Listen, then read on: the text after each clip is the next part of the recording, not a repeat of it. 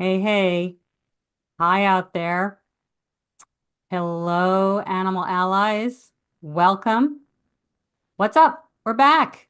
It's AAC. We are back live again and primed and ready to go as usual. So feel free to say hi in the comment section. Say hello. Let us know where you are living in from.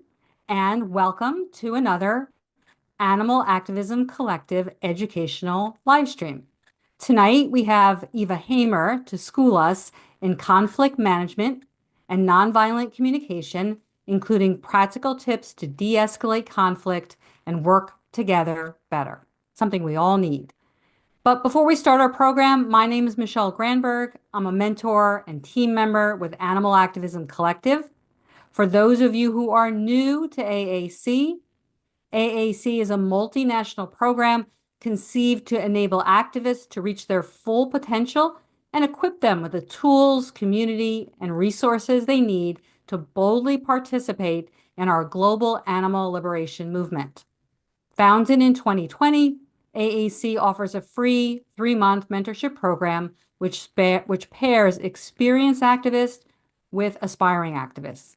You can apply today to become a mentor or a mentee through our website. We will put that in the chat there. And we are so much more than a mentorship program. We offer free educational online live streams and trainings like this one. We have a podcast called the Animal Liberation Hour, and we host large-scale in-person collaborative activism events around the country. We are a support system and a resource designed to empower grassroots activism from A to Z. So now it's my pleasure to introduce Eva Hamer. Eva is a longtime organizer in the animal freedom movement. She is a dedicated student of nonviolent communication, and she's committed to bringing nonviolent communication's repertoire of creative problem-solving tools to the work of building a better culture in the animal movement. Eva is program lead for PAX Fauna and Pro Animal Future. So after her presentation, Eva will take questions. Hold on to them for now. However, if you need to leave prior to the end of the program, just mention that in the comment section. Then you can drop your questions in the comment section and we'll make a note of those and do our best to have her answer them. And you can check back later on and listen later. Alrighty, Divey. So Eva, go right ahead then. All righty. Thank you so much for having me. I love the work that AAC does, and I'm really excited to be able to share some of this stuff with the wider community. So, like Michelle said, I am Eva Hamer. I program lead for PAX Fauna and Pro Animal Future. Those are organizations that are dedicated to building a political movement for ending animal farming through grassroots campaigns that transform public support for animals into law. We're really excited about ballot measures and voter block organizing, both as methods to do that. And you might be asking, what does that have to do with nonviolent communication? What does that have to do with conflict and communication? Well, we know, Pax Fauna, we know that we really need each other as advocates to do the work that the world needs. So our investment in nonviolent communication training for ourselves and for others is out of a hope that we can make that togetherness sustainable. I'm going to be talking about skills that we can use within ourselves and within our conversations with allies. These same skills are applicable to outreach conversations, but that actually won't be the emphasis so much of what we're talking about today.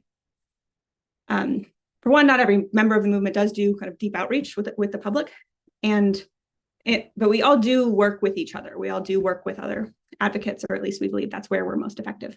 And so that's kind of why PAX Fauna, why Pro Animal Future is interested in this topic and interested in really investing time in training up in nonviolence. So I've been involved in the animal freedom movement since 2015, which is a decade this year. I think a decade this month, I just realized. And I've seen time and time again, conflict kind of slowing down the movement's momentum. And I really believe that the limit to the work that we can do is not money, but the person hours and the ability to work together. And in that kind of environment, conflict represents a really grave threat. At the same time, we hear from To quote Melanie Joy, conflict is normal, natural, necessary, and we think that the ideal is not to have a movement without conflict, but that we should hope for, as a movement, we can learn to process conflict in a healthy and constructive way. And a lot of us don't really grow up with a really robust model of what that healthy, productive conflict can look like. So we think that having like agreements and shared understanding of how conflict will be practiced, just like a culture of it through, we hope to contribute to through trainings like this, can really help to do, help everybody do their part. Before we jump into it, I want to say a little bit about my background in nonviolence, just to share kind of where I place myself in this tradition. I started studying Kingian nonviolence shortly after I joined the movement in 2015. Kingian nonviolence is a little bit more philosophical than most of what we'll be talking about today. Deals with some of the kind of spiritual dimensions of nonviolence. And in early 2020, I began an intensive study on nonviolent communication. And it came out of the same tradition. NVC itself was pioneered by an American psychologist named Dr. Marshall Rosenberg. And that was like starting in like the 60s and 70s. He did a lot of great work, and he died in 2005. And he knew that there's a lot that he didn't get around to talking about before he died. He really understood this practice to be living, never meant for it to be just like preserved in amber the way that he left it. So he left the legacy of nonviolent communication in the hands of an organization called Center for Nonviolent Communication, that's CNDC. And that's an organization with whom I'm currently a candidate for certification. For me, it's really important to fulfill some of the requests that CNDC has around sharing this practice to make sure that I'm really doing it with integrity. And so they have really strong requests about holding the tradition and also allowing it to resolve. So that's to say that it did not stop with if you read the book, Nonviolent Communication. I will be teaching a little bit more than is in that book because the practice has evolved since then. And also important to my understanding of the practice are my teachers, Roxy Manning, who pioneered sharing and understanding of power and privilege in the language of NVC, and Sarah Payton, who brings work on relational neuroscience to bring a awareness of trauma awareness to the community. And both of those women have books that you can find to kind of learn more about their work. So jumping in. So we say that nonviolence, in Kingian nonviolence, we say nonviolence is a way of life for courageous people. One way I like to illustrate this is there was a time that I gave a training in this really beautiful outdoor space. And it was like so poetic. In the moment that I want to introduce this concept, these two dogs who had come with the training participants, people had their dogs in this beautiful outdoor space. These two dogs started a little fight right in front of me. And the dog's caregivers like jumped in and pulled them apart so quickly. And it was, all I could kind of do in that time was sort of drop my notes and get to my feet. And then the dogs were pulled apart. It was a very kind of minor incident. But these caregivers really understood intuitively this concept that I was just about to try to explain, which is that nonviolence in this moment is this active process to prevent violence. It wasn't pacifism. It wasn't sitting back and declining to participate in the dogfight. It wasn't that I'm not going to do that dogfighting myself. It also wasn't violence. It wasn't joining in, and it wasn't adding punishment. They just really perfectly provided the exact right amount of force that was needed to prevent the fight from continuing. And they did that with as pure intention to care for everyone involved. And so similarly, our practice of nonviolence seeks to intervene in violent institutions. We won't say live and let live or respect everyone's path. If that path includes violence, we seek to stop harm from happening to animals, to climate, to other human beings. And to the extent that our strategies look gentle, that's a strategic choice. That's for strategic reasons. When force is needed to stop harm, nonviolence requires it. And nonviolent communication calls this the protective use of force. And nonviolence is really rooted in these traditions of nonviolence and nonviolent direct action. So I'm going to say something a little bit controversial. And I like to preface that because in some moments I felt like if it's not controversial, then it's not fully being felt. And that controversial statement is everyone's needs matter, and every single thing that a person does is an attempt to meet a need. And nonviolence is how we might choose to be if we really, really believe that. And so when I say that everyone's needs matter, I don't mean that everyone ought to be given equal all the time. And I don't mean that everything that everyone does in order to try to meet a need is valid or ought to be allowed. But when we're able to connect with other people on the level of needs, it can do a lot to kind of de-escalate conflicts and let us sort of talk to each other as equals in a way. So nonviolent communication places a big emphasis on deepening our capacity for empathy. And I really believe that as animal advocates, this is relevant both to our internal relationships with other advocates and how we engage with the public. A big part of Fauna's work was this messaging research. We did this really huge piece of messaging research to try to figure out a lot of different things, but namely, like, what is going on in people's minds when they are very supportive to the movement. You might have heard of some different studies that said like 30% of people are supportive of banning slaughterhouses, but then you see that 98% of people eat animals, and you say, what's going on with that? And what was going on with that is the question that we were seeking to answer through our interviews. And what was really interesting about that study, and I'll preface that I was pretty invested in nonviolent communication at the time that I was doing this research, but I was still amazed at how often empathy came up as a theme in the research. So one phase of our research consisted of these one-to-one interviews with ordinary Americans who eat meat. We asked open-ended questions. We didn't provide any retort, only occasional content reflections. So like, okay, this is what I'm hearing. Is this what you mean?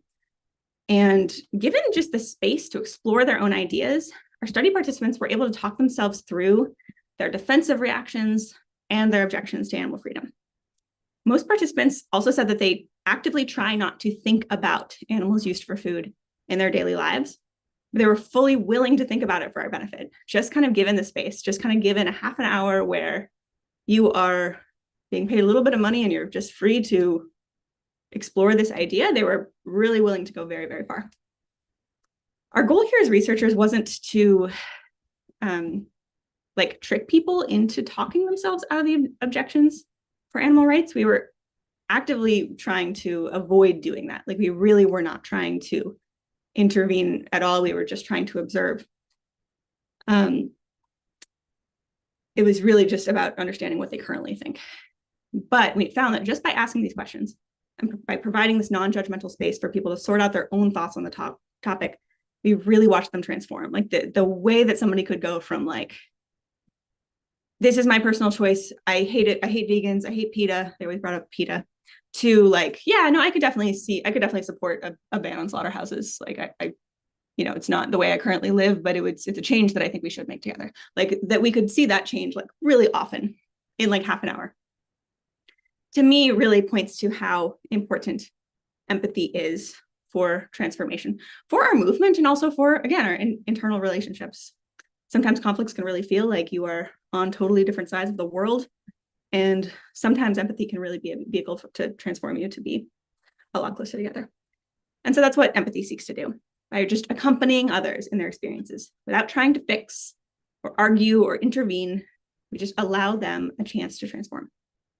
When people aren't busy defending themselves or avoiding judgment or kind of preemptively attacking back, we have more space to self-reflect and to change, and we do as well. So when I conduct trainings, often they are interactive. I like to talk about empathy first, and that's probably because the biggest difference we can immediately make in our trainings and conflicts to make them go better is learning the skill of empathy. And if you can form a habit that your first response is going to be a reflection, so that's letting someone know that you get, showing somebody that you get what they're saying, you get how they're feeling, you can de-escalate some conflicts before they even start. So in these workshops, I like to do this exercise where I'll talk about something that bothers me, and then I'm asking people for for things, examples of things that are not empathy. So one example that sometimes used is that I've done a lot of petitioning, right, for ballot initiative campaigns. And so I'll talk about this time I go petitioning. And this person said this thing that just really just grated me. They said something like, I eat meat and I'm not planning to stop. And then they just walk away. And I had a response that I was sort of saying as the person walked away, but they just like walked away without acknowledging it. And it just found it so frustrating how little some people seem to engage. And so I'm talking about this experience that really frustrates me. And then I'm going to ask for experiences that aren't empathy. And here are some of the ask for responses that aren't empathy. And this is some of the responses that I'll get. Sometimes it's taking the spotlight, right? Sometimes it's like, okay, that reminds me of something going on with me. And I'm going to tell you about the last time that I was petitioning. And then we had this argument about this other thing. And this is a response that in a casual conversation, honestly, like this one, I might feel like, all right, this is just I'm not really trying to get much out of this interaction, so it's fine. It might be connecting if it's a very casual conversation. But I also might have the sense that if I'm really trying to let you know about something that was important to me, if you sort of take the spotlight in a way and kind of just jump in with your own story, I might have a sense that you didn't really hear me, but that you just sort of, grabbed a word and then ran with it. If it's something I really needed support on, I might really feel like you missed me. A lot of times we're also really tempted to jump into advice. Like, oh my gosh, I know about this situation. I know what you could have said in that moment, and I'm going to tell you. Or even questioning, even like, well, are you sure that you let him know? Because that wouldn't actually mean that he couldn't eat meat. So like, are you sure he didn't misunderstand? This kind of like questioning or advice giving can also lead to me not feeling heard in this moment. Like in this case, I explicitly said that I did have a response to the person. But even if I hadn't shared that information, hearing advice on what my response should be, it misses the mark entirely.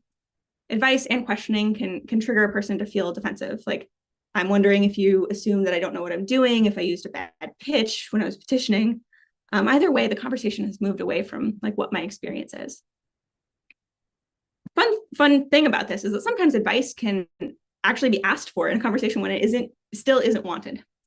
Sometimes asking for advice, like, what should I do? Like, I just don't know what to do in this situation. Like, I don't know. I just feel so stuck. Like, what do you do? Is kind of a veiled way for asking for empathy. And I don't mean that when people do that, they're asking, like, people who are asking for emotional support in the form of advice are being dishonest. I don't mean that. Rather, the dominant culture doesn't have a way to ask for empathy. We don't have other language that's normal to say. Like, it isn't sort of within your vocabulary. Most of us, all of us, to say, hey, I'd really like to be heard and understood on this thing right now. Do you have the capacity to listen? And so we say the closest thing to it, which is like, what do I do? And so on that, when I suggest in this practice, when you're asked for advice on a charged topic, I really recommend considering offering a few reflections of empathy first to let the person know that you've heard them. If they still want advice after that, they will tell you. They're not going to just forget that they asked. But a lot of times, empathy can meet that need in full. And once we're really connected to our own feelings and we've kind of been accompanied to where they're going, the person might generate their own solution, and it might be a lot better than whatever it was you were about to suggest. Because, the person who's telling you about their experience kind of has all the information that you might not have. And so if you were going to tell me, oh, here's the pitch I would have used, well, you don't know what pitch I used. Maybe I already used that pitch. Maybe I had a different one. And so once I'm kind of resolved, I have more of a chance to kind of figure out what the problem is and what it is that I need to do to solve it. Other responses that we can be really well-meaning about and still kind of miss the mark of empathy can be like analysis, like, oh, people are so defensive. They just have their retort and they're not willing to think about it anymore. Still, you're kind of explaining the world to me. You're still not quite being there with my experience, or even just diagnosing. It's like, sounds like a sociopath. These might be connecting if it tells me that you're kind of getting my perspective. They also might not. Remember, when I'm talking about something that I'm having an emotional reaction to, I'm really talking about myself. So talking about the people who set me off might be a miss, and it also actually might be more escalating.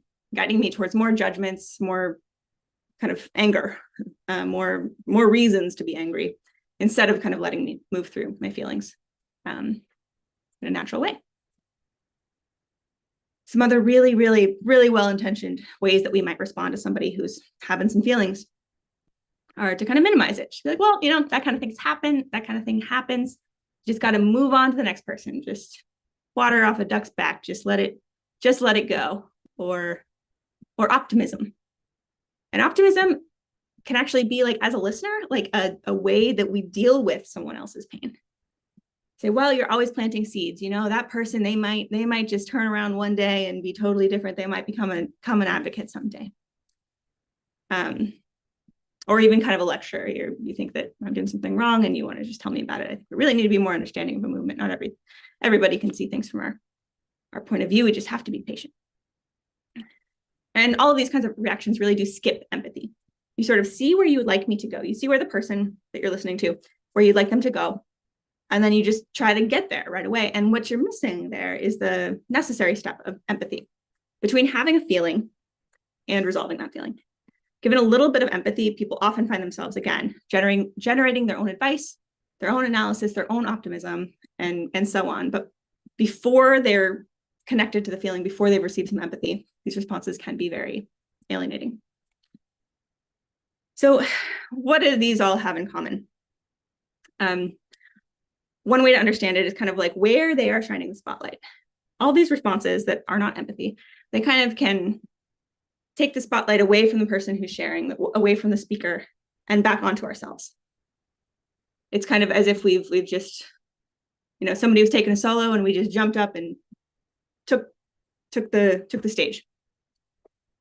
When we talk about the skill of empathy, we're really talking about practicing deep listening, which helps people know that they've been heard, and that can really deepen relationships and prevent conflict. Deep empathetic listening means listening with this different quality than we usually do. It means speaking in a way that keeps the spotlight on the person who's sharing. And so that exchange might be something like this. So remember, I'm telling you about this petitioning experience, or a person said this thing, really frustrating. It's just so frustrated with how people just don't seem to engage. Empathy might sound something like, I hear that frustration. Wouldn't it just be so nice to have a sense of being understood? And that kind of response, we hope, will really just give the speaker a sense that we're really listening and we're really willing to engage about their experience. So I will just kind of try to break it down and figure out what it takes to give that kind of response that really meets somebody where they're at. So we know about feelings. Feelings come in a lot of different shades of sad, glad, mad, scared, disgusted. And a lot of times I like to, I can't see the chat, but often I like to ask people to guess some of the feelings that I might have been up for me describing that petitioning experience earlier.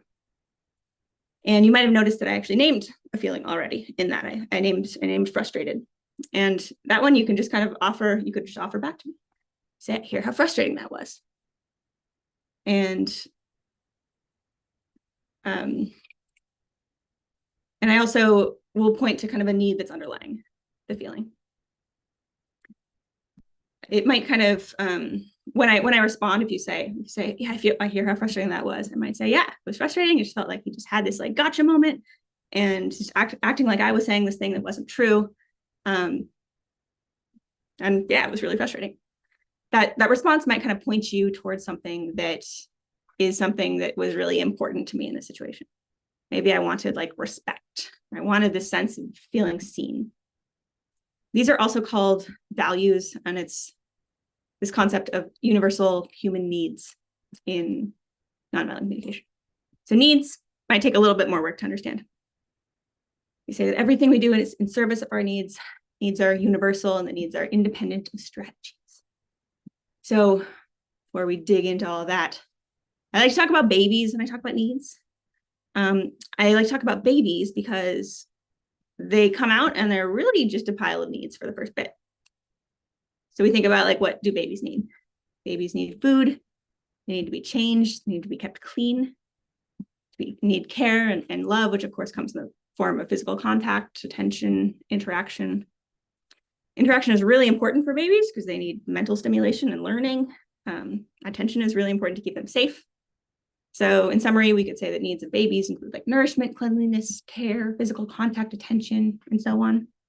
And babies will keep needing these things throughout their life, though there will be different ways that we get them, right? We're not drinking our mother's milk after infancy.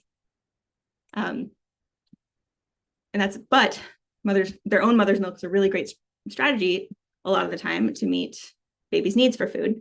And choosing the strategy over another can meet other needs as well.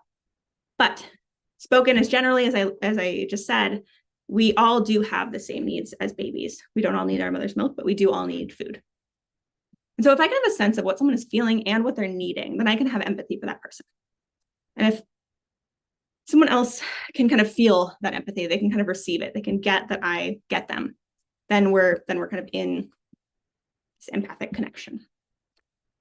So when I say that needs are independent of strategies, when I'm guessing your needs, I'm guessing what needs are alive in you, not what you're supposed to do or receive. And that's a really important distinction because I'm not giving you advice on what you should do to feel better. I am letting you know that I hear you. So for example, if you're feeling lonely, you might have a need for companionship, you might have a need for love or even safety, or maybe a need to feel appreciated. You do not have a need to invite a friend over to watch a movie, even if that is like a strategy that could meet your needs. You don't have a need to have more or better friends, even if these are the only strategies that you can think of that would meet your needs. And to give you empathy, I don't need to know what strategy is going to work for you. I just need to let you know that I hear your need for, say, connection. Another way to kind of get to the concept of needs is to ask, what's the need here that I would want for everyone in the world? So if I'm really stuck on a strategy of like, I just really need to like invite a friend over to watch a movie. I surely don't expect everyone in the world to have that same friend over to watch a movie tonight. Same with like having more or better friends. Like some people keep themselves more than I do, so I wouldn't want them to have like as many close friends as I want if that's not something that would actually satisfy them. So this discussion is just all pointing to the needs that would be met by the strategies that I'm considering. Companionship, care, love, appreciation are things that I do want for every single person in the world. And that's what qualifies them as needs. And the really important thing about this distinction is that us identifying needs allows us to fully hear people and what's important to them. By separating what's a need and what's kind of a strategy to meet that need, we can break through some adversarial dynamics and start out on the same side. I want you to have your needs met, even if I disagree with your strategies. So for people who choose to eat animals they have a need for food, I do want them to be fed. We're on the same page on that. We want that need to be met, even if I disagree with the strategies that they're using to get that need met. So by starting with needs consciousness, we can be open to more creative strategies that could meet everyone's needs at the same time. I hope that at this point you are protesting a little bit because you might be thinking that I would never invite a friend to watch a movie by saying that I have a need for companionship. That is very strange. I would never suggest that some activist who has an idea I don't like is trying to meet their need for purpose and meaning. It just sounds like we're talking like robots. And that would be a great criticism at this point. Some people use needs lists. There are all these lists, you can go before them. CNBC has one, I think Oren J. Soper has one. And there are these kind of vocabulary lists of all different needs. And there are a lot of these kind of single word needs like purpose and play and joy and stimulation. And I usually don't use these lists because the vocabulary in them might not feel that natural. And so if these words don't land for you either, I want to really encourage you to express them however you want. With that question, what is it that I want for every single person in the world? I want everybody in the world to have somebody get where they're coming from, to know that there are people who give a shit about them. I want everybody in the world to just have like social time, have hangout time.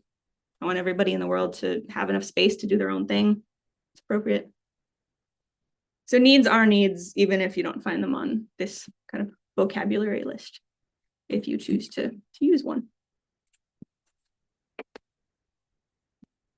So important thing here is that feelings and needs are related. Whenever there's a feeling, that is an emotion or a bodily sensation in NVC parlance that provides feedback about our needs. We know that we have a need because we have a feeling. We also talk about two different categories of feelings. And they can relate to met needs or unmet needs.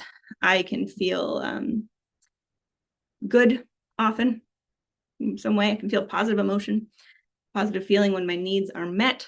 I can feel a less pleasant emotion when my needs are unmet. And they are, we'll talk more about these in a second too. But first I want to give a little caveat. Guessing feelings can go wrong sometimes. Sometimes it can feel a little bit overly intimate to guess at a feeling right away, especially in conflict. If somebody guesses a feeling that's too vulnerable for us, it can feel really bad. We might kind of worry that they're trying to like manipulate us or diagnose us or even judge us. Like, wow, that's a lot of anger. Like, oh, you're telling me I'm overreacting. In these cases, conflicts that feel really adversarial, like formal settings like work, a less heavy feeling might be a better idea for a guess at somebody. So if you are noticing rage or anger even, and you're in a very adversarial conflict, or you are at work in a professional environment, another one option is to suggest that the person might be a little frustrated. Okay, hearing a little bit of frustration, I'm guessing what you're wanting is more clarity. Something a little bit easier to hear than like, wow, there's so much rage right now. Another option is to just completely skip feelings altogether. Having just the need reflected back can be enough to start to have some of that connection without the emotional weight of asking somebody to acknowledge their feelings to you. And so we also differentiate feelings from what are sometimes called faux feelings. Those are words that are phrased like feelings, but they actually kind of contain a little bit of story, a little bit more story about the outside world than just what's going on in ourselves. So I feel unimportant. I feel judged. I feel abandoned. I feel like a jerk. I feel like nobody cares, etc. So if I say that I'm feeling judged, what I'm really saying is that someone is judging me. I'm not actually telling you what's going on. I'm not only telling you what's going on in me. I'm telling you that someone else is judging me. Same for feelings like betrayed contains a story about someone betraying me, or taken for granted, violated, insulted, attacked. And these words might be a little bit more likely to result in defensiveness from the person you're talking to, especially if the person that you're talking to is one who you kind of credit with queuing up that feeling for you. And that means that it'll be a lot harder for them to hear you and hear about how you're feeling when they're distracted by a desire to defend themselves from this like accusation of wrongdoing, which these feelings can often hold in them. And they can really also lead to this kind of some right-wrong thinking in those that you're going to for support. So if, even if the person that I'm talking to isn't the one, I just want some empathy from somebody, they aren't actually a person who has queued up these feelings in me. They're not the person who I have a story is judging me, but I go and tell them that, man, this person is really judging me. I'm really judged, feel really judged. It can kind of come across like a request for like allegiance and to kind of choose your side over them, to kind of make this adversarial dynamic in the community, instead of just supporting you in that moment with the real human experience that you're having. And that can sort of sow seeds for different allegiances and conflicts down the road. So I'm worried sometimes when I talk about faux feelings, because given only this concept, we can leave a training on the subject a lot more obnoxious than when we started. What I mean by that is, I'm really using I'm talking about these words to suggest that you yourself avoid them, especially during conflicts. But when other people use the language of faux feelings, please do not correct their language. It is not going to make any friends that way. The suggestion is to just translate it either out loud or internally to what a pure feeling and need might be. And then you can kind of check in with them that you understood correctly.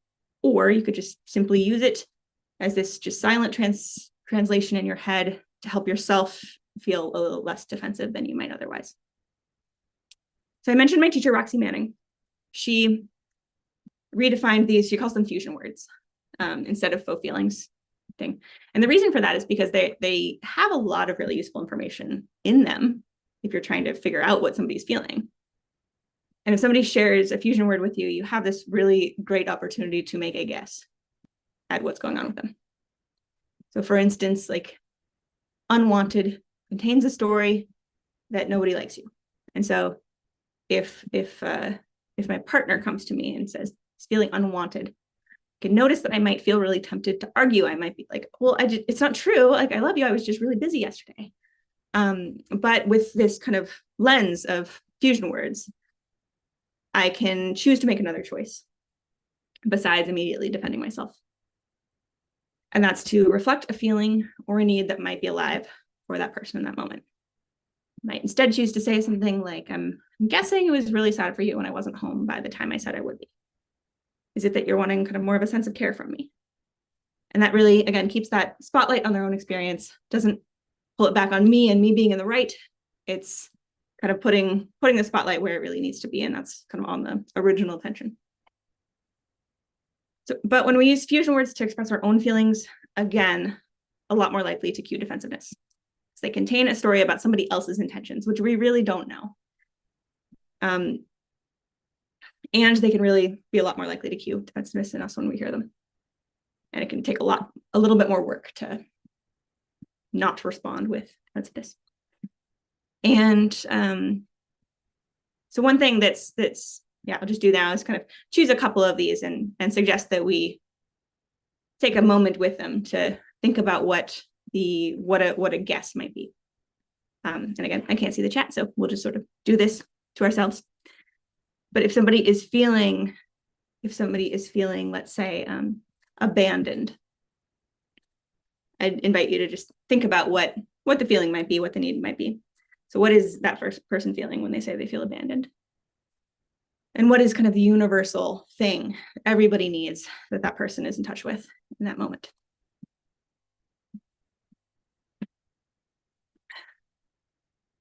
For abandoned, I might guess that somebody is feeling really sad. Hurt is one that sometimes can land as a fulfilling a fusion word. Sometimes it doesn't. But I would use it. I would guess it. I would guess that person really had a need for something to do with being with others. We have a lot of needs relating to being with others. We need companionship. We need collaboration. Sometimes there's something around trust. I want to be able to trust that people are going to be there when I need them. And maybe depending on the rest of the story, there might be kind of some other material needs. Maybe somebody who's feeling abandoned is really was relying on some kind of material support, like a ride somewhere or help in an important project. There's a couple in the chat. Do you want me to tell you those? Yes, absolutely. Eva, they were identifying the feelings. I think this is for abandoned, I believe the first one that you mentioned. And Yeah. one was isolated, one was unwanted. I think you said that. And behind isolated, they're saying sad. Great. Thank you so much for interacting. Yeah, it's so nice to have some contact in these. Yeah, absolutely sad, absolutely isolated. For unwanted, might also kind of have a story in it, right? Like there are people out there don't want me. And that's a real experience, right? Like it's a real thing we can feel what it is in our body. And with that one, I might also just suggest a little bit of guessing. Like what if we dug deeper? If I'm feeling unwanted, what am I feeling? And probably a lot of the same ones, right? Isolated and sad and some hurt. Sometimes that can really even just like show up as just pain. Can be very painful to feel kind of disconnected from the people that we want connection from. But yeah, thank you so much. Move on from that. So good retort here is that blame feels amazing, and it does. And I'll invite you to go ahead and try it. Just like think of some conflict in your life and imagine telling that person, like, I feel this way. Maybe one of these fusion words. I feel trapped and it is your fault. Like just try that out. I'll leave that up for a second. And I feel ripped off. It's your fault. Just try that out. Thinking of a specific conflict. and just like really connect with that sense of righteousness in your body. Like it's like a drug, right? It just can feel sort of elating. That's why some really angry gossip can be so nice. It can like really feel good. It can be so connecting. It can be so cathartic. And I definitely acknowledge that. Like that is real. Those are real feelings. And catharsis is a need, and that kind of thing can have it can also have cost. So we can choose when we want to indulge ourselves in blame and when we have another option, because we do have another option. Empathy for ourselves and for others it's a gentler satisfaction. It feels less like a drug, feels less like a rush. It can feel, sometimes people talk about feeling like a release of tension. Sometimes you'll just feel somebody like sigh. They'll just be this like they're up here, they're escalated, they're feeling, they're in their feelings, they're really just have so much to say, and then there's just kind of a shift. It can be a sense of relaxation. It can be even just like a shift in what feels important about the situation. Like, okay, I'm really in blame, and I'm really concerned with like how this person didn't do this thing that was they said they were going to do. And once I kind of get heard on, the wanting trust, wanting dependability, wanting to have clarity on what's important to us, then all of a sudden, like my attention will sort of shift somewhere else. And there's something else about the situation that now I'm more focused on. That can be kind of what the experience of receiving empathy can be like. And so the hope here is that a practice of empathy can, both for ourselves and for others, can help us to access this more sustainable satisfaction. And that can mean kind of replacing this roller coaster of blame with something that feels, again, more sustainable for our own emotional health and the health of our relationships. So spending a lot of time on empathy, and that's because it really feel like the most important piece that I could use an hour to spend time on. But in NVC, empathy usually refers to guessing what feelings and needs you heard and what somebody said. But of course, we can feel supported, we can feel connected, even when our feelings and needs aren't reflected back to us. Anyone who has an animal in their life who is really a huge emotional support understands that it is not always about using words to guess feelings and needs. So I want to talk here about presence. Especially in the context of a supportive relationship, just an attentive, even silent presence alone can be enough sometimes to communicate empathy. And then by understanding, I mean kind of the content that somebody said.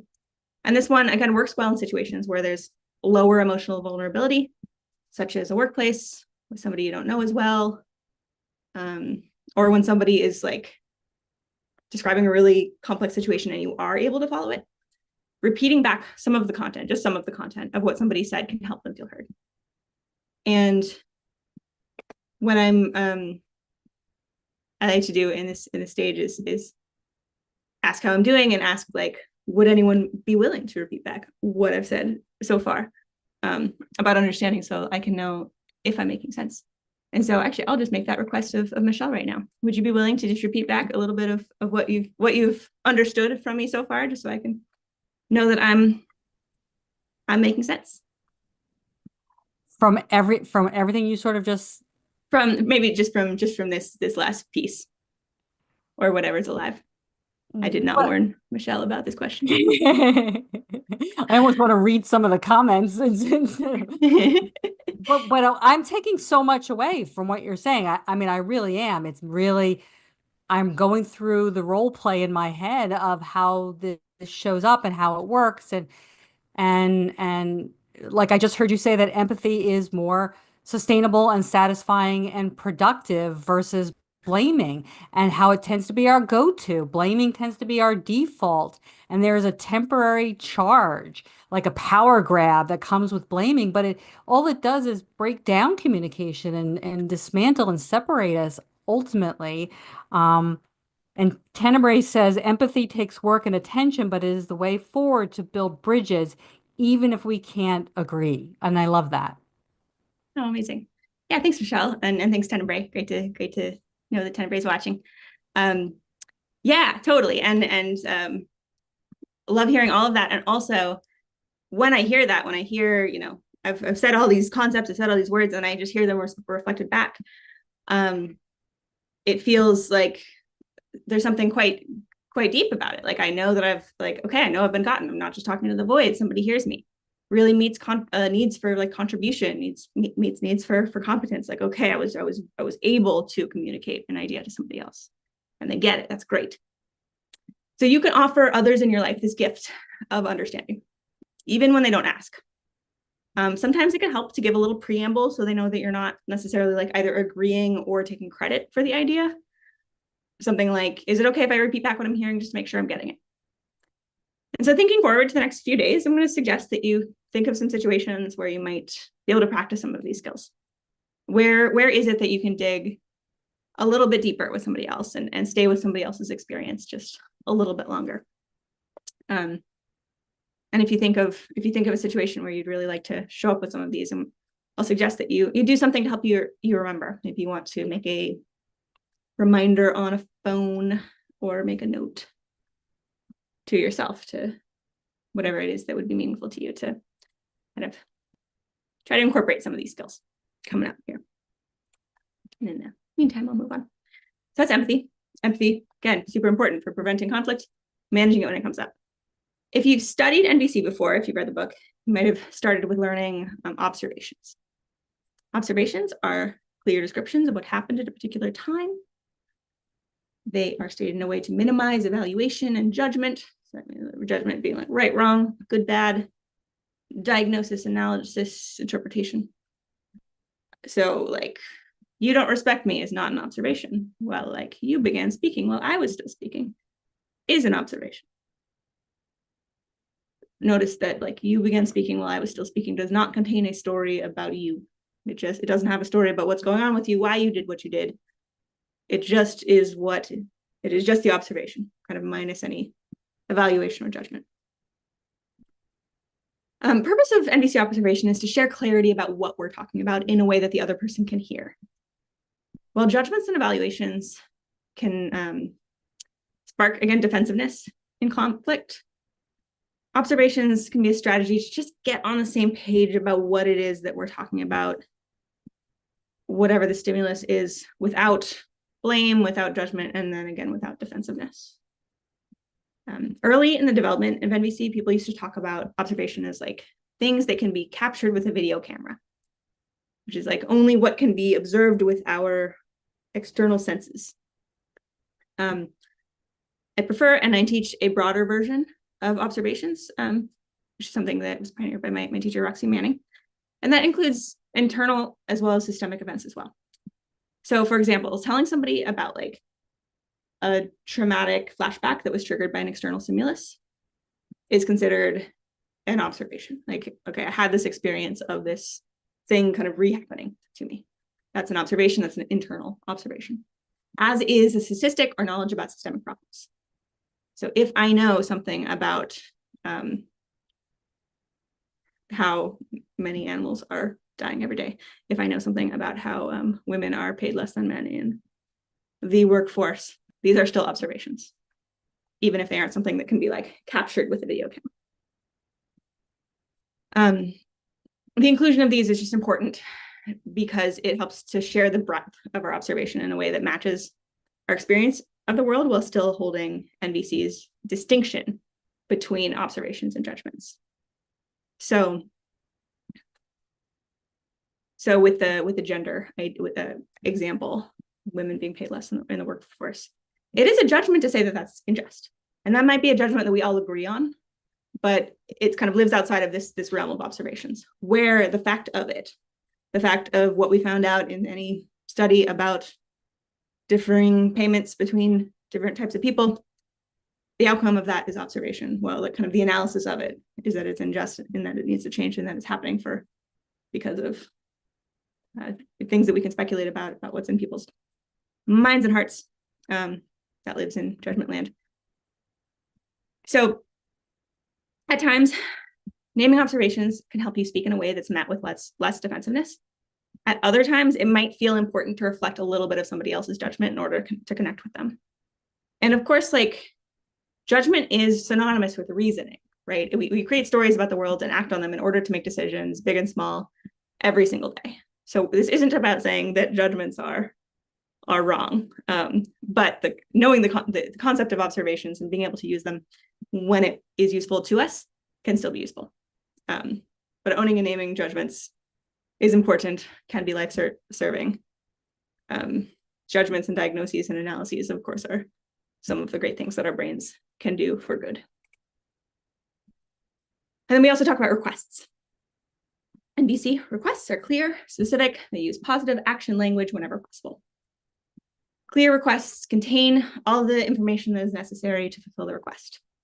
So if I'm telling a child or I'm telling my partner, I want them to listen to me more.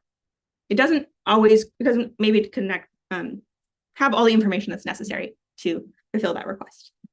Well, something like, would you be willing to put your phone down and make eye contact with me while we're talking? Really does have the specificity and all the information that the person needs, there we go, about what it takes to fulfill that request. And positive action language asks somebody to do something rather than not do something. As we talk about children, running children are responding better to walk rather than don't run.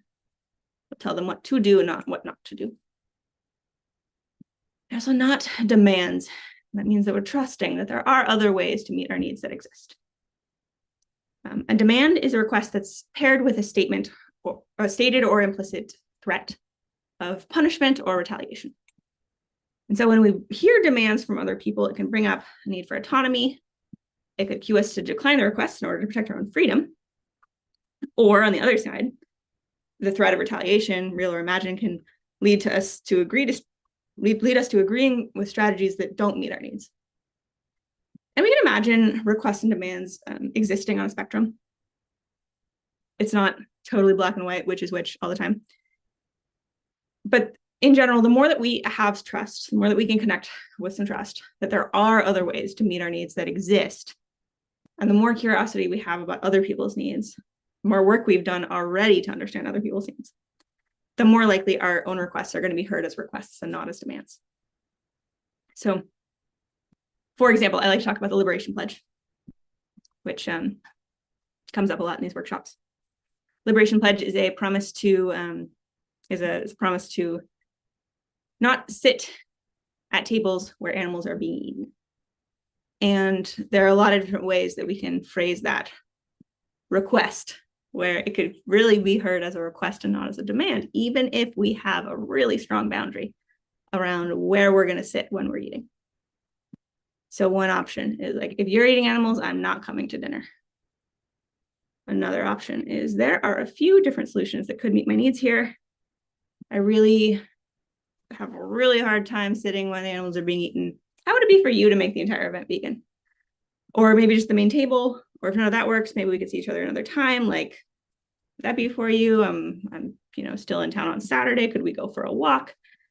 They're the same request. Like, I'm living in the same world when I'm thinking, if we're eating animals, I'm not coming to dinner. And when I'm thinking, hey, I have a whole bunch of ideas for how we can make this work, but I'm not going to be there if we're eating animals. And the latter might be heard more as a request. And in this kind of paradoxical way, it might actually be more likely to result in a solution that we want while preserving the relationship, when we were sort of emphasizing the ways that we were flexible instead of the ways that we were not. Certainly there is a place and time for demands, and even for force, such as stopping certain immediate harm, but using coercion always has a cost to a relationship.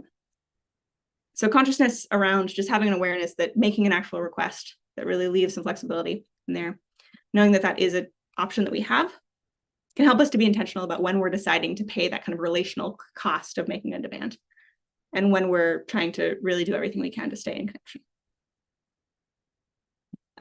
Yeah, and requests are really hard.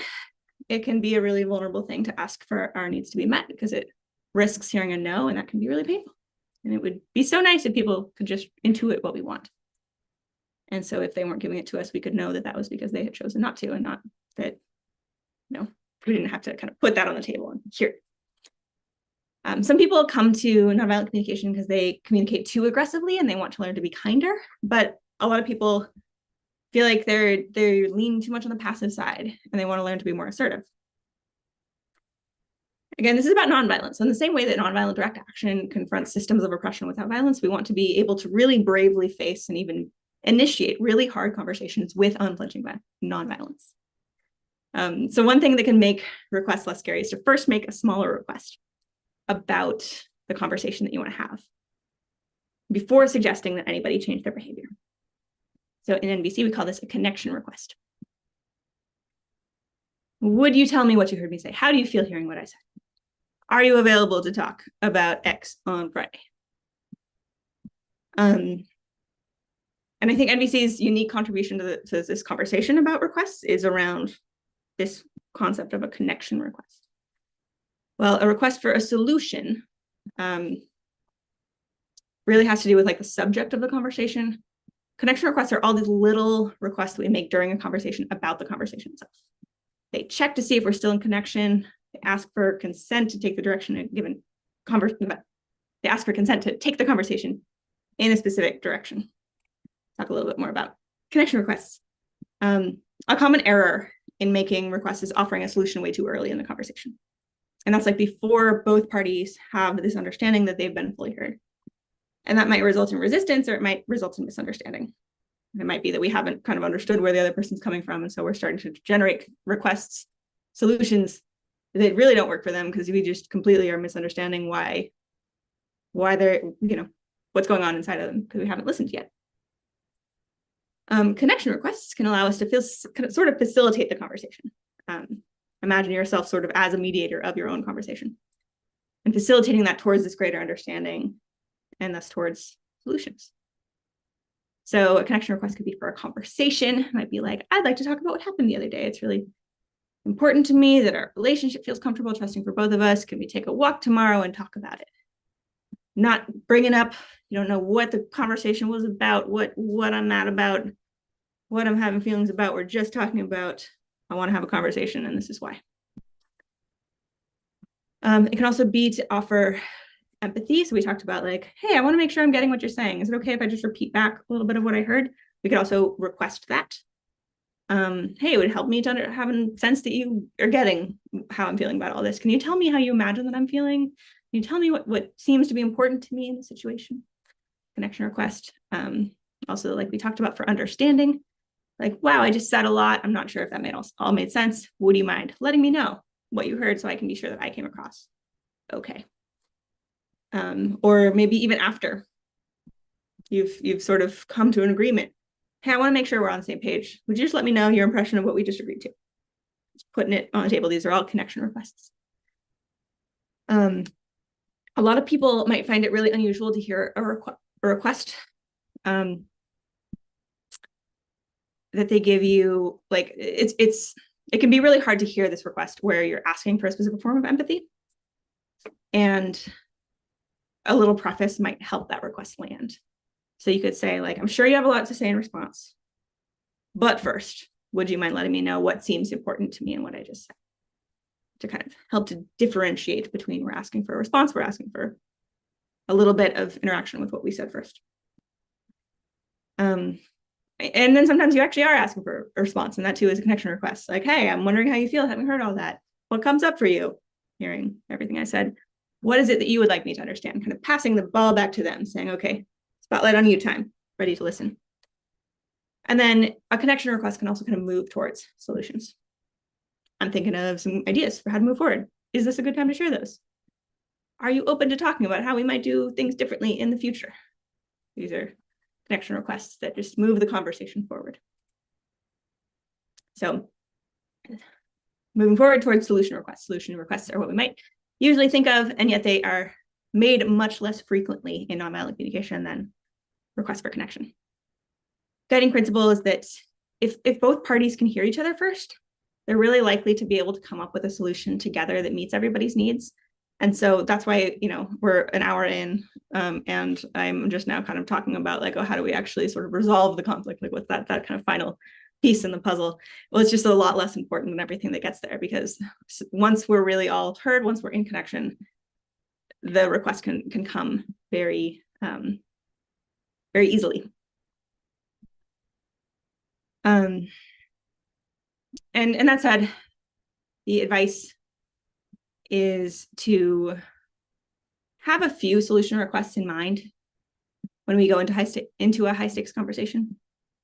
And that way, when we learn that our first request that might not meet other people's needs or our understanding of their needs has changed, we might have other ideas up our sleeve. We might have other ways to get our needs met. And so remember, if you're feeling nervous about proposing a solution, it might be a good idea to request connection first. Once your connection requests giving you a chance to kind of debrief the observations, understand the feelings and needs, a solution request might sound something like, okay, going forward, would you be willing to try to clean your dishes within an hour of using them? Or could we brainstorm a few ideas for how to hold each other accountable on this? Or wow, I feel like it would be so helpful if you read this article next time we talk. Does that sound doable? These are requests for real things in the real world. Okay. And then one thing that often comes up, so I made a slide about it, is consent. People who are drawn to a communication practice like NVC tend to be very socially conscientious. We want to respect others. And so naturally brings up kind of concerns about consent when having those discussions. Of course, it is possible to end up in a conversation with somebody that ends up feeling like too vulnerable to one of us. And the connection requests that we talked about have an aim to address this worry. And that's like checking in as we go about a conversation. The more we do that, the more likely that we're walking away feeling like that conversation met our needs for respect, for privacy, for dignity, for choice. That I wasn't just like, oh man, I thought we were just having a little work conversation. That was like a therapy session. We can kind of get sometimes like a vulnerability hangover from a conversation that was like too intense for what we were hoping. But on the other hand, consent is this word that has a lot of weight to it. And it's like a lot of kind of moral weight to it. And it can't really have conversations feel like it has the same moral weight than say like, sex is where consent often comes up. Because when we relate to other people, we have conflicts inevitably. And to get to a place of peaceful resolution, it requires at least some discussion of what's going on with us. And we can't like opt out of conflicts in the same way that we can opt out of physical contact. And we also can't really draw clear lines between which kinds of communication require like super explicit consent upfront, especially when we're not the ones like initiating a conversation. And so instead, we just have to do our best with the resources. We have to do our best with the resources that we have available to us at the time that we're having the conversation. And we're going to make mistakes and we're going to learn. And if we can just remember that this is not about right and wrong, but about just having more connecting conversations. And we're open to a very creative application of the skills that work for the individual we're talking to, then that is us doing our best. So with that is just over an hour. So I will jump to our Q&A discussion. We'll take some questions from the chat. And first, I want to shout out a couple of links. If you want to read more about this, nonviolent communication with like the animal lens, paxfauna.org/blog has a bunch of blogs about the subject. If you want to learn more about Pro-Animal Future and the ballot initiative work we're doing, proanimal.org. We are active in the Portland area. We are active in Denver, Colorado area. And hearing some rumors about DC, but nothing conclusive to report on that. So also, this would be a time, Troy will or has just shared a feedback form. I mentioned earlier that I am a candidate for certification with Center for Nonviolent Communication. Part of that process is the specific feedback form. It would really help me in my kind of development as a person who is sharing this stuff. If you would fill that out, it takes however long you wanted to. None of the questions are required. But if there's anything you'd like me to know about your experience, I would so appreciate you filling that out. And with that, we can open it up to questions. Yes. Thank you, Eva, so much. And Trey did drop the form in the chat there, so I'll just echo what Eva just said and give you advance appreciation and thanks for filling that out. That really helps her out. So there was a comment from Deb when you were talking about making requests. maybe you could address requesting with family, she says, is more difficult than with friends for her. Any thoughts on that? Yeah, family is hard mode. In Kingian nonviolence, we say that conflict has history, that it's conflict is kind of never just about what the conflict is about. If, if I'm mad at my mom for not doing whatever, not, for interrupting me when I'm on a work meeting or something, it's not about that, but it's not ever just about that one particular meeting I got interrupted on. It's about many other things that have happened over the course of our life. And with family, we have a whole lifetime of those things. Whereas with friends, we have a much shorter kind of backlog of things that our conflicts are based on. So the recommendation is to start easy mode, see if you can offer a little bit of empathy to a stranger, see if you can do a understanding reflection with somebody at work. See if you can get some of these skills under your fingers before you just expect to just transform the most difficult relationships you have. I remember, I've talked to some people who say, oh yeah, I read Nonviolent Communication, and then I tried to talk to my mom this is what I said to my mom, who had just the, longest toxic relationship with, and then it just, then she said this, so NVC doesn't work. And it's like, you got to learn to walk before you can dance. You got to learn to talk to your friends and strangers before you can use these skills with family, I think. Yes.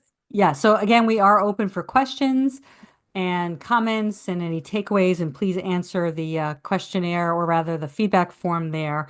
And I want to let you know that you had some feedback from Carrie, who just thinks this is great content, really excellent content right there. And Tenebrae says all of this makes sense, but it presupposes someone is even willing to talk. And they ask how do we surmount the crushing weight of the unspoken tension between a vegan and a group of carnists? And then also, when it's clear that no one's willing to be honest or have conversation at all, uh, with the only person in a room not eating animals. Yeah. Well, first I want to point out that, a lot of the skill is fully internal. Like, a lot of it is about our own sense of, like, can I empathize with myself? Can I identify to myself my own feelings and needs? And that can kind of help me to think with a lot more clarity when I'm coming into these other situations. And that when I'm, we're talking about some really difficult situations. Like, we're talking about situations like where maybe you feel rejected by family, or even, belittled by groups of carnists on the street or something. Like, these are really difficult. And so these skills can be applied to ourselves, for one, to give us some gentleness and some way to kind of recharge in between these really difficult situations. And yeah, sometimes there will be people who aren't willing to meet us, but sometimes our own authentic expression can kind of help to bring someone in and let them meet us where we're at. But yeah, definitely not a panacea, and it's not something that's going to. I wish there was a magic wand that we I could wish there was. use. We'd sprinkle some fairy dust on certain people. Maybe on everybody, on all of us. And Jeremy's with us, and he says, "Thank you, Eva, for your work with, Jeremy Loeb, Hi, Jeremy. for your work with Pro Animal Future and being a defendant for the Beagles in Wisconsin," which you and I talked just very briefly about that before we got on the live today. So interesting. And speaking of family, I had a question, which is sort of like, how influential is family upbringing, especially our parents? Like, what role does that play, and cultural backgrounds in our communication style and our communication skills? I think until we make a conscious effort to change it, like 100%, right? Like, we speak, we relate, we emote in the way that we were brought up to, and we can choose to make different habits and to relate in a different way. And those are really, really ingrained patterns. And I guess the other thing, to talk about, conflict has history. Well, like, communication also has these ruts. Like, I think we all know someone who, like, has one accent when they're speaking to their friends, but then, like, when they call their grandma, they have, like, a different accent. I think our communication patterns in general can be like that too. Like, I have not only history of conflict, but also, like, very ingrained patterns of responding with certain people. So yeah, it can be very difficult to overcome, and I do believe that it is overcomable if we want to change the way that we communicate versus the way that we were brought up. Mm. So some self-awareness and doing the work and learning some tools and some skills, right? Which is what we're doing here. We're breaking those patterns by being with you tonight, and learning and listening. So we are open for some more questions from folks or comments that you'd like me to read to Eva. From Marhaba, how to deal with relationships with activists in our community who are not able or willing to engage on this level. I mean, we don't have to all engage on the same, level of being able to very always consistently relate to with our feelings and needs and speak in perfect nonviolent communication. These strategies work when only one person does them.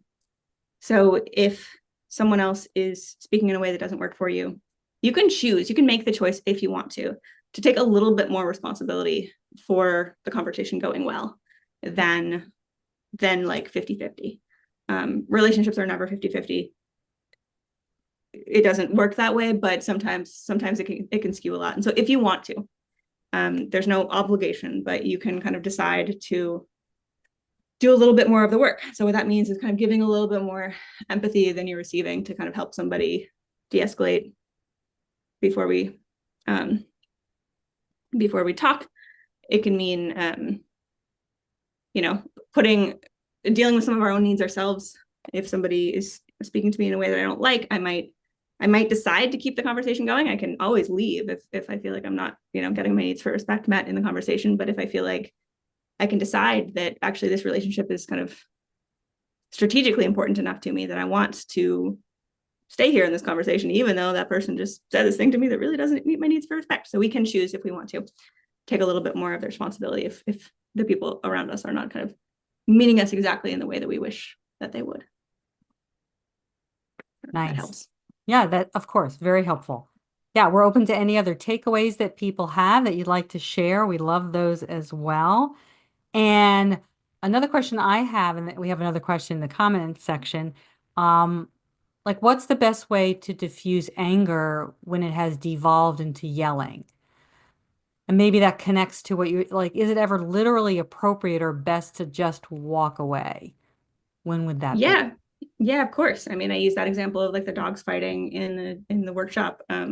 Absolutely separating people is sometimes the necessity. And in that last answer, I hope I made it clear that like really, if your needs are really not being met in a particular moment, like you can always leave. There's no should about keeping the conversation going. You have no obligation to stay in a conversation or in a relationship that isn't working or isn't being kind to you. And like, yeah, like diffusing anger, of course. I think the question contains its own answer. Of course, walking away is temporarily or permanently, right?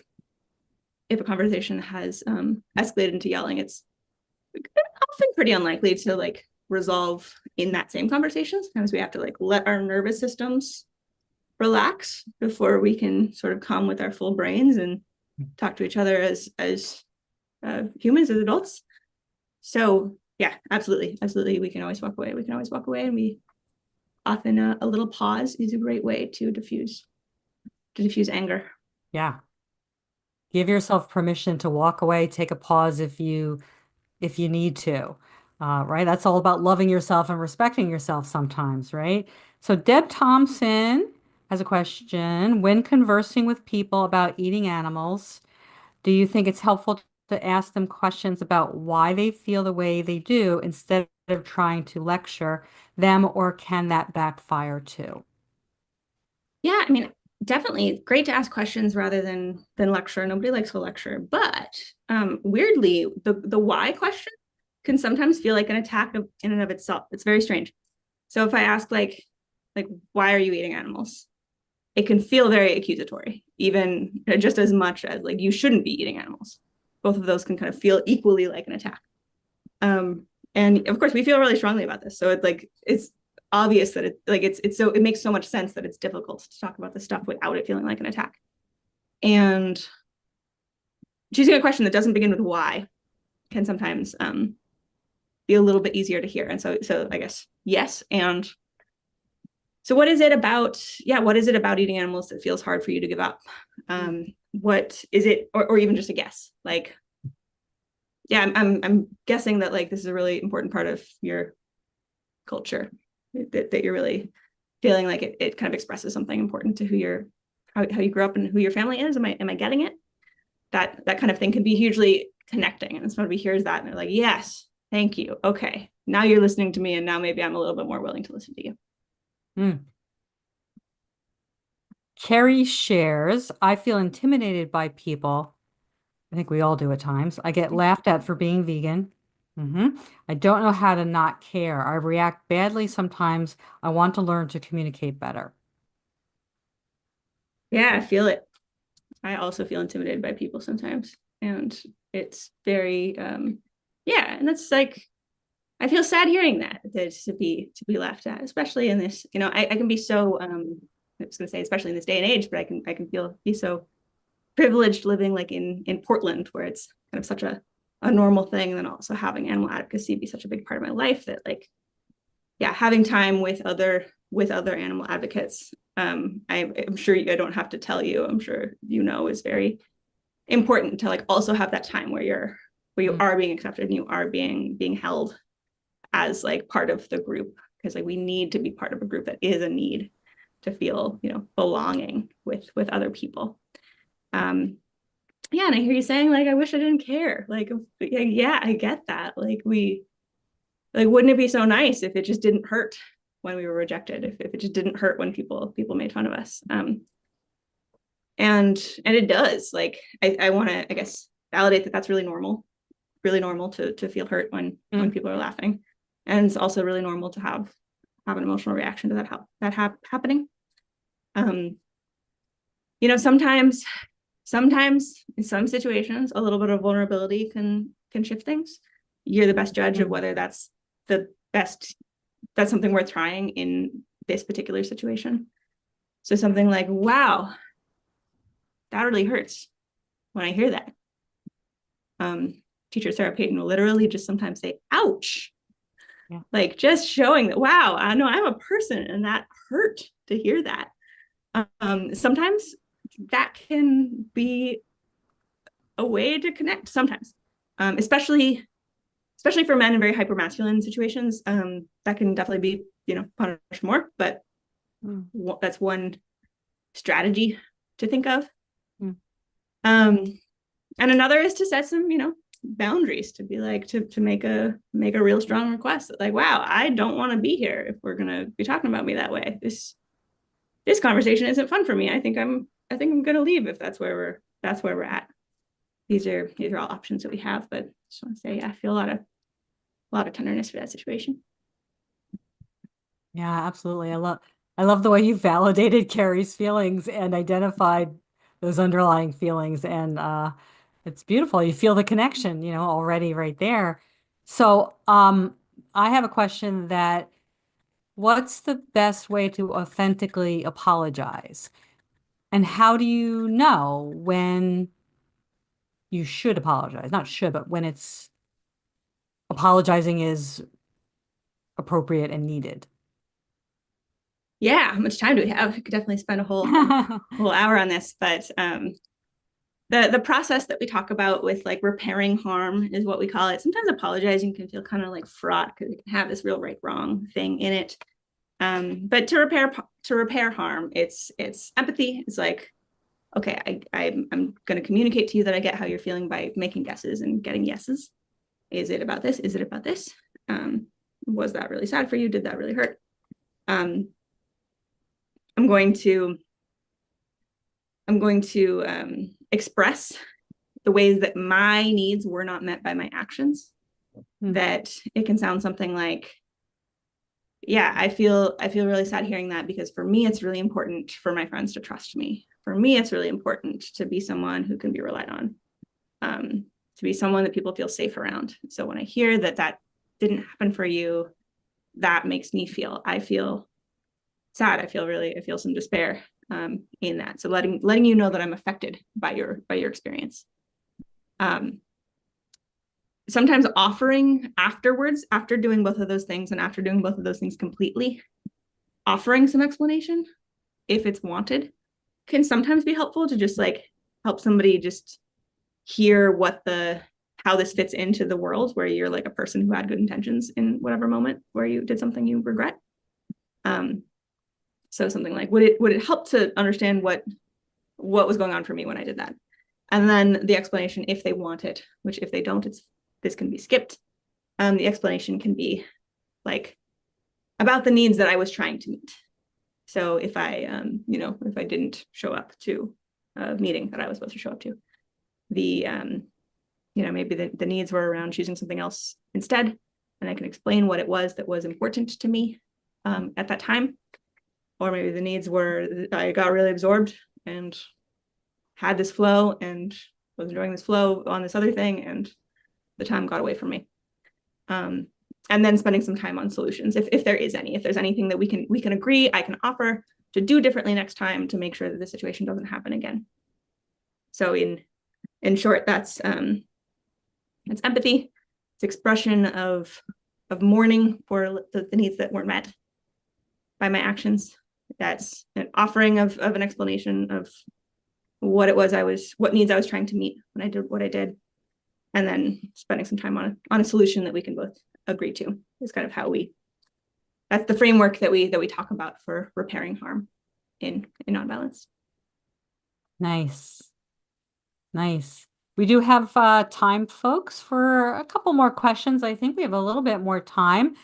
Christine Haworth has a comment. I like Ed Winter's approach. That's Earthling Ed, I think you know that, of asking them lots of questions so they eventually reach their own conclusions. Earthling Ed's book, How to Argue with a Meat Eater and Win Every Time. I haven't read that book, but I imagine that is a really good book. And yeah, I wonder if Ed is schooled in NVC. I don't know that he is formally, but certainly. And I guess on that, where is there sort of an intersection a little bit between the Socratic method and nonviolent communication, if there is? I love Earthling Ed, and he is a better outreacher than me. He gets better results than I would get, and so I'm not knocking him. But the whole frame of winning a conversation is curious to me. Sometimes I see outreach videos, not so much Earthling Ed, but I'll see outreach videos where I know who won the conversation. Like I definitely know who the winner was because I can tell that one person is like not talking and they're looking at their feet. Another person is like really riled up and is like has all the words. And I don't know if that conversation was transformative to anyone. Because when we feel like we've been gotten, when we feel like we've been won over, like someone has won over us, we don't like that. We don't want to be in that situation. And this whole like I try not to think about it frame can just show up immediately when that person leaves. And if we can maintain connection, which like I do when I see Earthling Ed's videos, I think that he is, he's not doing this with his family, or I don't see him doing it with his family. I don't know. He's not doing this with people who have like really like emotional needs that are really not being met by the situation. He's not yelling at them. He's not yelling these Socratic questions at them.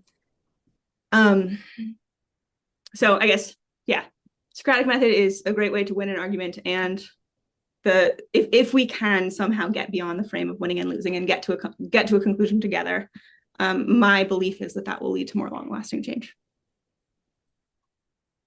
Nice. I like that. So I'm just going to repeat what you just said, which is get beyond winning and losing, or get that out of your mindset and thinking just about discussion and understanding one another.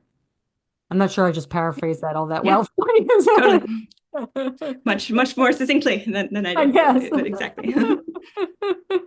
Oh my goodness. Maybe we're open for one more question or so, but we are going to wrap up pretty soon. Deb Thompson, agree with you, Eva. You can win the argument, but lose the other person and others who are also listening, right? If your focus is too much on winning, who's on the, who's got the better argument and the better words, you're losing the connection in that moment. And that's more important in order to continue that dialogue. Totally. Yeah. I love that. Winning the argument, but losing the other person. That's great. Yeah. Yeah, absolutely. Yeah. And I think they even say that in marriage counseling, something like, would you rather be right or would you rather be loved or respected, right? It's that whole idea Right. in that intimate conversation with your partner as well. So any other questions or comments out there are welcome. Any takeaways, any ways in which folks out there are gonna put this into practice right away, immediately, tonight, tomorrow, keeping this in your mind, or maybe doing some more research and study around nonviolent communication. And, of course, Eva is available as an amazing resource for us. So we're very fortunate, Eva, that you're in the animal rights space community. We're just really fortunate for that. Um, and yeah, Tamara, hi, Tamara, says, thank you, Eva. Winning versus losing, so hard for me to let go of. Yeah, absolutely. Yeah. Wonderful. Well, thank you so much for hosting Yeah. this. It's so wonderful to be with everybody. I will shout out that We the Free is hosting a series of these workshops over the course of the year. So you can look them up if you're interested in doing a little bit more of this and in an interactive way. And then again, we have those links in the chat, the Pax Fauna blog and the proanimal.org. If you're interested in the advocacy, the Pax Fauna blog has the blogs about the subject. And yeah, it's great to be here. Also, my email is eva@proanimal.org if anybody wants to chat about anything or organize another workshop. I think you have inspired the next generation of activists and all of folks who are with us. So thank you so much for your time and expertise. I think this is exactly what activists need to become more effective advocates for the animals. And I just thank you for this invaluable program. And for all of you out there watching, thank you for the tireless work you're doing for the animals. And as we wrap up, for as little as $2 a month, please consider becoming a patron by finding AAC on Patreon. Your donations allow AAC to continue to provide free educational resources for activists, which ultimately saves more animals. If you're interested in becoming a mentor or mentee or want to get involved, please reach out to us. We'll put the website in the chat again. So also we appreciate if you hit subscribe while you're here on our channel so you can keep up with all of our live streams. But until next time, stay strong, get active, and live vegan, everyone. AAC signing off. Thank you all. Bye, y'all.